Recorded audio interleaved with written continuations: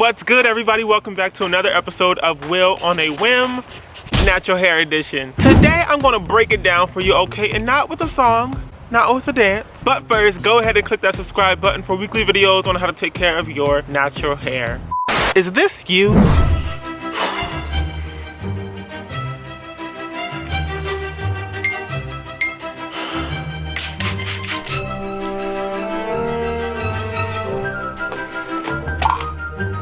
Bruh.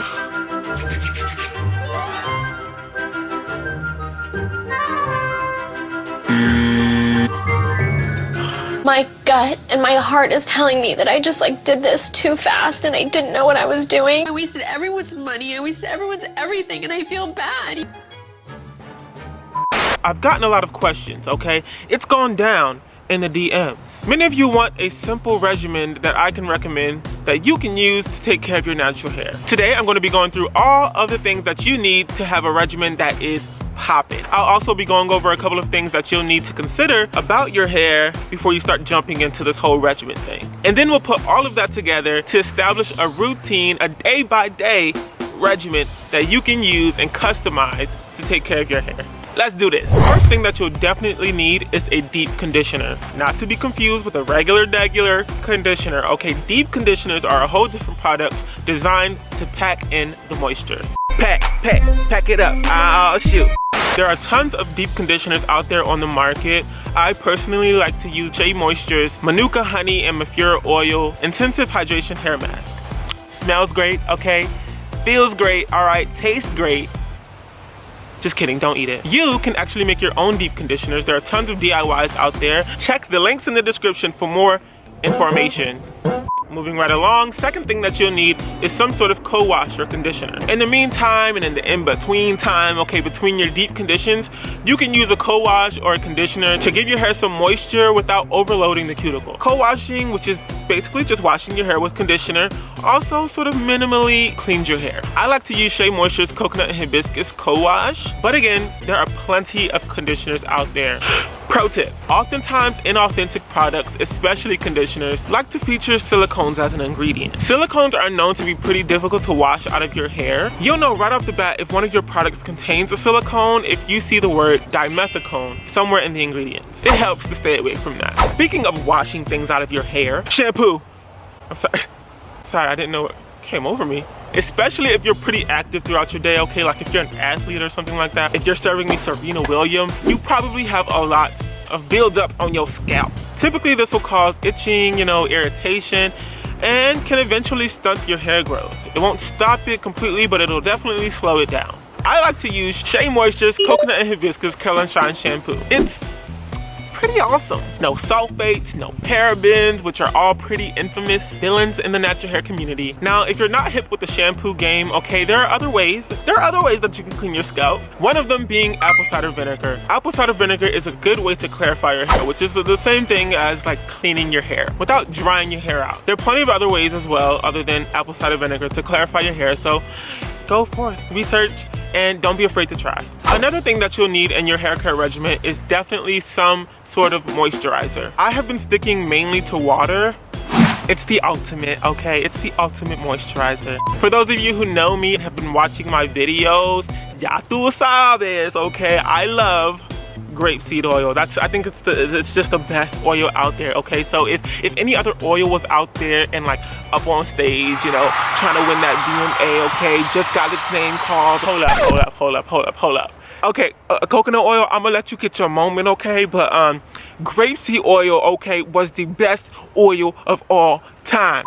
There are definitely products out there that mean to moisturize your hair specifically, like leave-in conditioners. So you can spray your hair with some water, get a water bottle, spritz your hair a little bit, and then apply a leave-in conditioner. In the past, I've used Mixed Chicks leave-in conditioner, Cantu's Shea Butter leave-in conditioning cream, and also Cream of Nature's Argan Oil leave-in conditioner. All of them work great.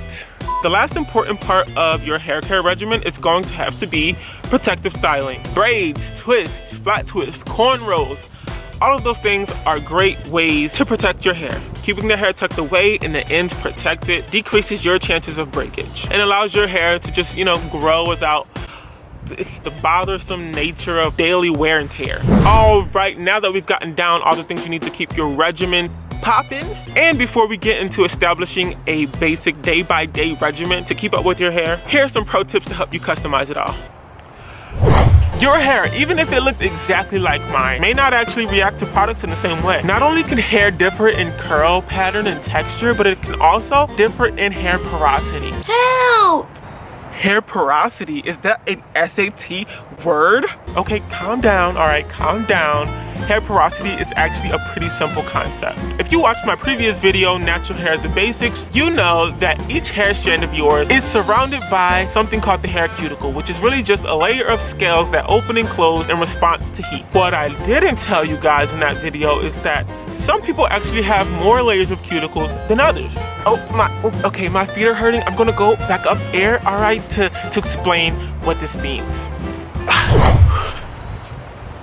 More layers of scales mean that your hair probably takes a longer time or more effort to moisturize. It's harder for hair products to get through all of those layers and to really nourish your hair shaft. So, low porosity means more layers of hair scales, which means it's probably harder to moisturize your hair. If your hair is pretty hard to keep moisturized, there are definitely things that we've already talked about in this video that you can do. You can amp up your deep conditioning routine. You can moisturize more often. You could shampoo less often. All of those are great ways to add moisture. But it's also important not to do it too much because you could actually be just contributing to product buildup. So you gotta find a happy medium. For straight hair, it's pretty easy for your hair's natural oils to leave your scalp and to reach the end of the hair strand. But for curly hair, it's harder because there's a curl pattern that's obstructing the oil from reaching the end of your hair strands. So if you shampoo your hair too much and you have really curly hair, it's going to be pretty hard for your hair's natural oils to replenish and to re-moisturize your entire hair strand. Whereas for straight hair, it's pretty easy. So how often you shampoo actually will depend on how curly your hair is. All right.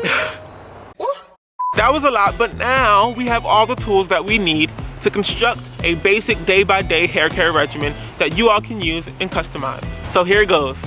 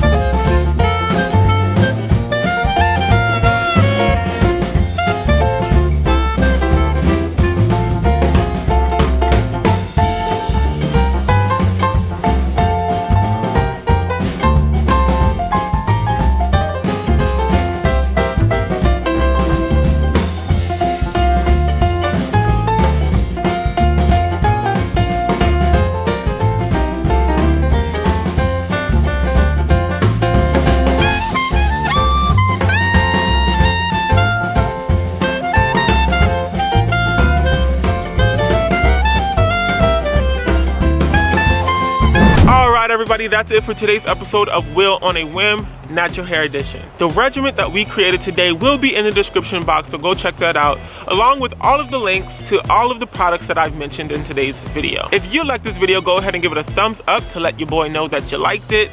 And if you want to see more, just go ahead and click that subscribe button. Don't forget to follow me on Instagram at WillNotWilly, and I'll see all of you back here on next week for another episode of Will on a Whim.